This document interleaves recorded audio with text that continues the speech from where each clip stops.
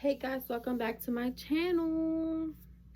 I just want to say I'm sorry for not posting as much and not being as active or whatever.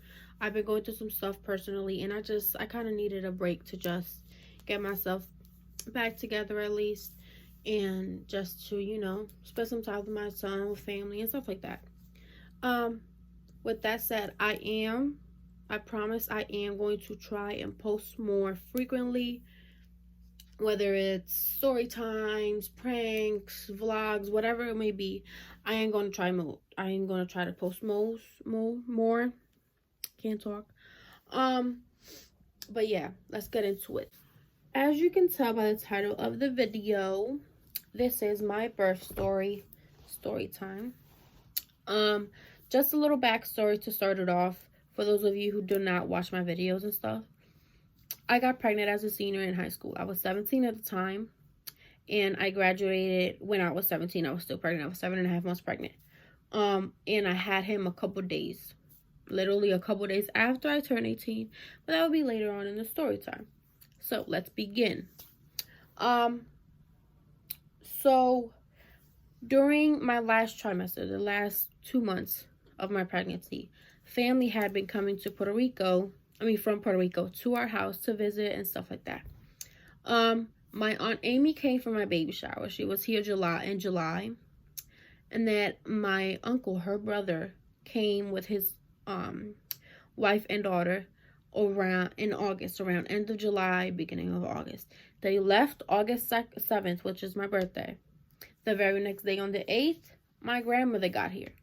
She wanted to come for the birth. And I was like, yeah, you can come for the birth. I'm not sure if I'm going to have kids again after this, or if I want more kids. So yeah, you can come, just experience it with me, be here to help me if I need it and stuff like that, because you always need help when you have a newborn and stuff like that. So I was like, yeah, please come. So she got here on the 8th. On the 9th, my mom had to have a medical procedure done. So when my grandmother got here, we was like, okay, we can just go after mom gets her procedure, hit the road and go to DC. We live in Baltimore, so DC is like 45 minutes away. So we decided to do that just to, have fun the last week or enjoy ourselves or whatever you want to call it before the baby got here. So we did that. The 9th, my mom got her procedure done. That, like an hour after that, we hit the road. We get to DC, we enjoy ourselves, we go out to eat, we go out sightseeing, whatever. We enjoyed ourselves that day. On the 10th, we went to bed really late on the 9th. So on the 10th, we didn't wake up. It was me, my mom, my sister, and my grandmother, all in one hotel room. So on the 10th, we didn't wake up until around 1:30, 2ish. So I wake up and I get in the shower. Mind you, on the 9th, when I went to sleep on the 9th, I was having some trouble. I was having some trouble falling asleep because I was having what I thought was Braxton Hicks. So I was really uncomfortable. I kept turning and tossing or whatever. And I was really uncomfortable. So I didn't go to sleep until late. So I woke up around 2 o'clock on the 10th and I got in the shower. And I was like, you know what? Let me get in the shower. Let me refresh myself, see if the water helps with the pain. I get out of the shower around 15 minutes later and my mucus plug fell out as I'm drying myself. For those of you who don't know what a mucus plug is, a mucus plug is what is called the bloody show. It comes out when you're ready to give birth. For example, it may come out, in some cases, it may come out one day and you don't give birth until 2 weeks from now, or it comes out this one day and you give birth the same day. It's different for different people. But the mucus plug is something that's up in your cervix that protects the baby from bacteria. It prevents bacteria to come into the amniotic sac and the uterus to hurt the baby and stuff, So mine came out that day when I got out the shower. So I was like, oh my God, I called my grandmother and I called my mom to the bathroom. I was like, Mom, Grandma, look what just happened. My mucus plug came out. My grandmother called it. My grandmother actually said she's going to have that baby tonight. And mom was like, no, she's not going to have it until a couple days from now, whatever. She's like, she's not going to have it. She's not going to have it. My grandmother was like, watch her go into labor tonight. So I was like, oh my God. In my mind, I'm hearing her say this, and I'm getting really scared. I'm getting like freaked out scared. So then I was like, you know what? Let me just brush it off. Let me just, concentrate on having fun before the baby comes. So we go out to stores because my mom was like a coupon queen or whatever, deal hunting and stuff back then. And we went out to a couple Dollar Generals. Mind you, I didn't do a lot of walking. I just went in, went out, whatever. And we got back to the hotel around 7 o'clock. And I started having contractions. But it wasn't as painful or as frequent. So I was like, okay, I told them, I was like, hey, I'm having contractions, we ordered Domino's.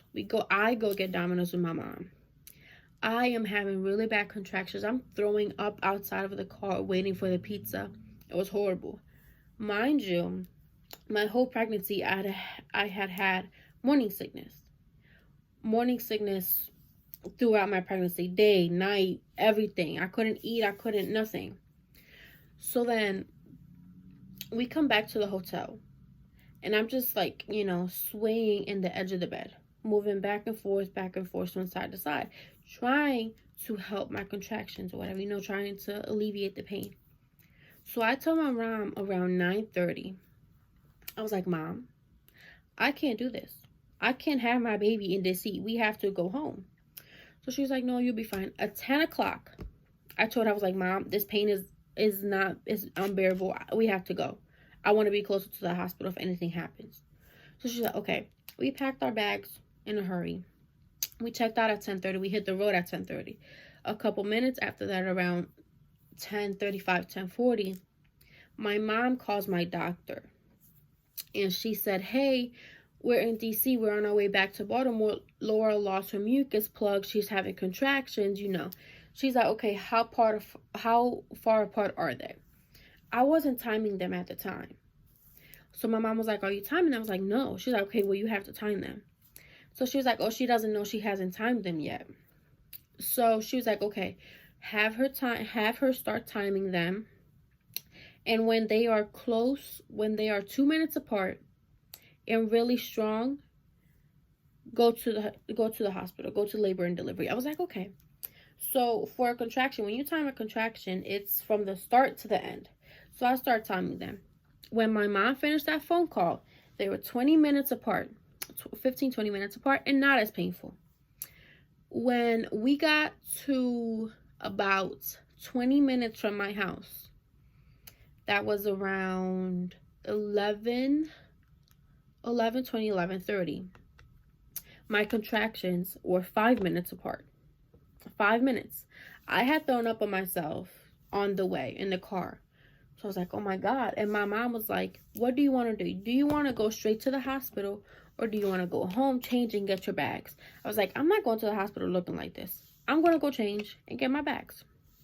We went to the house, and I got my bags. I changed my shirt, my pants, whatever. I got to the hospital at 12 o'clock on the dot. 12 o'clock on the dot at midnight. Mind you, my aunt was there already because I had texted her on the way since my contraction started, everything. I was like, hey, I'm doing this, and this is happening, She's like, okay, I'm going to go to the hospital, get your paperwork started. So when you get there, you can just go back. So I was like, okay, when I get there at midnight, she was there. My paperwork was started and everything. I just had to sign, get in the wheelchair, and go back. I signed my papers. I get in the wheelchair. They put the hospital band on me, whatever. They take me back. They check me. I'm 4 centimeters. 4 centimeters. And when you first get to labor and delivery, I don't know in any other hospital, with me, they wanted me to stay put for 20 minutes, stay still for 20 minutes so they can get the heartbeat, so they can monitor the heartbeat. I was like, okay, that's fine. I thought I could do it, but I couldn't stop moving. It took them 40 minutes just to get the 20 minutes. I was like, oh my God, I can do this. I can do this. So when they finally take me back to the room, it's like 1 o'clock in the morning at this point. They take me back to my labor delivery room or whatever. And I originally had planned a natural birth. So I wanted a natural birth. And for those of you who don't know what a natural birth is a birth where you don't have no medicine included. No epidural, no fentanyl, no nothing. So I had my mindset on a natural birth. So I went to birth classes before, okay? And I learned breathing techniques and stuff like using the yoga ball and water and stuff like that would help you. So when you're laboring, you're supposed to be on a monitor to monitor the baby's heartbeat just in case it starts going down or up or stuff like that, and there's an emergency and you need to do something. So I couldn't sit still because in my case, my contractions were all in my back, in my lower back, because he was back to me. Like his back and my back were like this, right? So they were all in my lower back and I couldn't sit still. So then my laboring nurse gave me the option to be 20 minutes on the monitor, monitoring the heartbeat, and 40 minutes doing my own thing, like breathing techniques, using the yoga ball, getting in the shower, stuff like that. So for the first 40 minutes, I couldn't find nothing that would help me until I got naked and I got in the shower. And I used the shower hose to wet the back, the lower back, my lower back. So I did that, and it was so soothing. It alleviated the pain. I was like, oh my God. So 20 minutes on the monitor, and every 40 minutes I was in the shower. Every 40 minutes.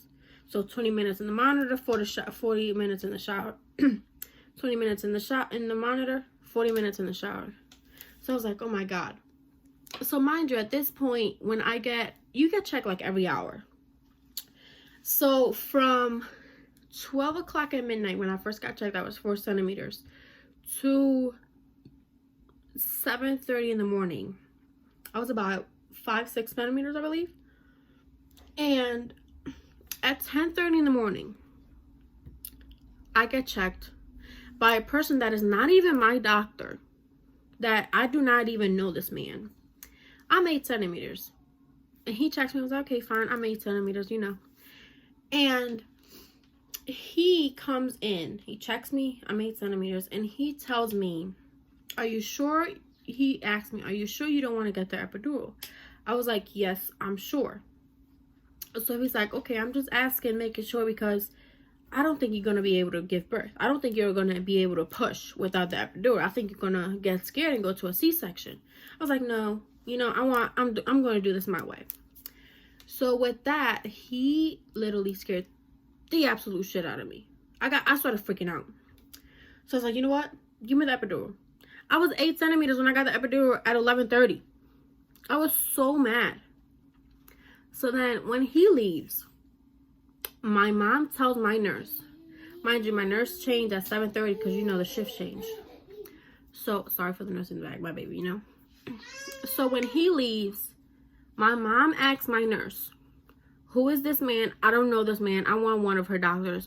We went to an office and saw 6 different doctors just in case she went into labor. And one of them already knew her case, and was here to help. I want one of her doctors. I want Dr. London. Mind you, Dr. London was the doctor that was really like this with me and my mom. Like this. And she will be the one to tell my mom to stop doing this, stop doing that, So my nurse was like, okay, give me a minute. I'll be right back. In less than 5 minutes, she comes back and says, Dr. London is on her way. And we was like, great. Great. So at 11:30, I got my epidural. And I lay down. And I was like, oh my God, this is so relaxing. This is helping. So I went to sleep for about hour and a half, 30 minutes, whatever. And when you get the epidural, there's a little button that you push whenever you want medicine. For like when you feel the medicine wearing off, or if the pain is too much, you want more medicine, That button for my case, the button in my case was only pushed once when I got the epidural. And I was sleeping, So I woke up around 12:30 and they checked me. I woke up because they came in and was like, okay, we're going to check you. We're going to see how dilated you are. At 12:30, I was 10 centimeters already. Mind you, I had only been asleep for an hour. So the epidural really helps alleviate the pain and, you know, kind of get things moving.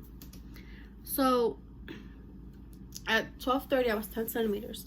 And they told me, don't push yet. Let's get this set up. Let's get this room set up for delivery. So I was like, okay. Around 12:40, I got the feeling I gotta poop. And you know, when they tell you you better poop when you push, because that means you're doing a good job. So I was like, oh my God, I gotta poop. And pushing is kind of like pooping, you know? You feel like you gotta take a big dump. So the nurse is the first one that helps you start pushing. She puts her hand in your cervix and says, okay, you gotta push my hand out. So you're supposed to push with every contraction. You're supposed to push for 10 seconds. So I start pushing. The doctor gets here. She comes in, and my baby is the head is about to be out, you know? So then I get really tired. When you push, you are supposed to be pushing, but holding your legs, your thighs up against you. So you got two people holding each leg, one here, and you got to pull your thighs up. But mind you, you can't sit up. So I'm like, how am I going to do this? So I do that. I get really tired in one push, and I sit up, and then I lay back down, and I stop pushing. And I was like, no, you can't stop pushing. I didn't realize I stopped pushing, and I sucked my child back in. I literally sucked him back in. And I caused myself to tear. When you push, you tear a little bit. Not in all cases, but in my case, I did. And I teared. I was like, oh my God. I didn't feel it, because I was feeling the pressure of pushing. So in that moment, my doctor comes in. She gets her gown on, her, you know, her little thing, all ready to get me, you know, get the shot out of me. So I start pushing. At 1:23 p.m. on August 11th, 2019, I had my child. And it was crazy. So I had him at 1:23 p.m. on August 11th, 2019.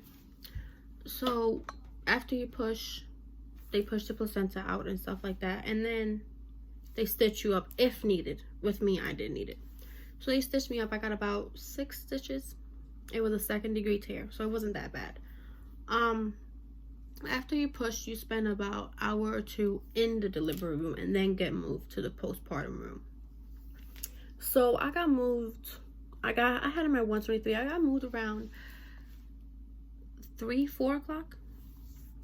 And I got to the postpartum room. Everything's fine, you know, handy dandy.